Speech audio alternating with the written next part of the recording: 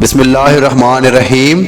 آج میں ایک ایسے راز کے بارے میں بات کروں گا، وہ راز جس کی وجہ سے مسلمان پوری دنیا پر حکومت کرتے تھے اور پوری دنیا ان کے اشاروں پہ چلتی تھی۔ آج جب مسلمانوں نے وہ عمل چھوڑ دیا ہے تو مسلمان دنیا کے غلام بن کر رہ گئے ہیں۔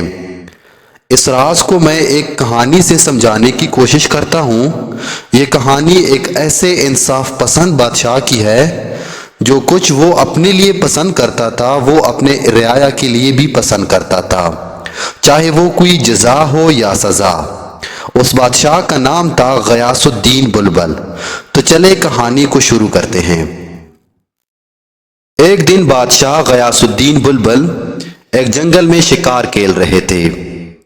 جب انہوں نے ایک جگہ پر درختوں کی شاخیں ہلتی ہوئی دیکھی تو انہوں نے اس جگہ پہ تیر چلائے، اور جب شکار کے نزدیک گئے اور دیکھا تو ایک نوجوان ان تیر سے گھائل گر پڑا تڑپ رہا تھا۔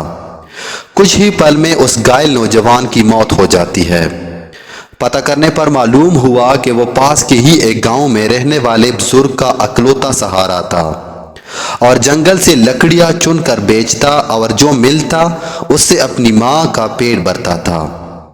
غیاث الدین اس کی ماں کے پاس گیا، بتایا کہ اس کی تیر سے غلطی سے اس کے بیٹے کی موت ہو گئی۔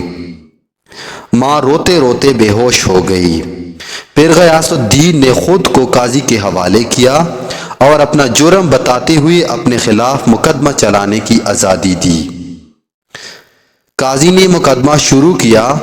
بوڑھی ماں کو عدالت میں بلایا اور کہا، تم جو سزا کہو گی وہی سزا اس مجرم کو دی جائے گی۔ بوڑھی عورت نے کہا کہ ایسا بادشاہ پھر کہاں ملے گا جو اپنی ہی سلطنت میں اپنے ہی خلاف مقدمہ چلائے۔ اس غلطی کے لیے جو اس نے جان بوجھ کر نہیں کی، آج سے غیاث الدین ہی میرا بیٹا ہے اور میں اسے معاف کرتی ہوں۔ قاضی نے غیاث الدین کو بری کیا اور کہا، اگر تم نے عدالت میں ذرا بھی اپنی بادشاہی دکھائی ہوتی تو میں اس بڑھیا کے حوالے نہ کرتا، خود ہی سخت سزا دیتا۔ اس پر غیاث الدین نے اپنے کمر سے خنجر نکال کر قاضی کو دکھاتے ہوئے کہا، اگر تم نے مجھ سے مجرم کی طرح رویہ نہ اپنایا ہوتا اور میری بادشاہت کا خیال نہ کیا ہوتا تو میں تمہیں اس خنجر سے موت کی گھاٹ اتار دیتا۔ یہ تھا وہ راز جس کی وجہ سے مسلمان پوری دنیا پر حکومت کرتے تھے۔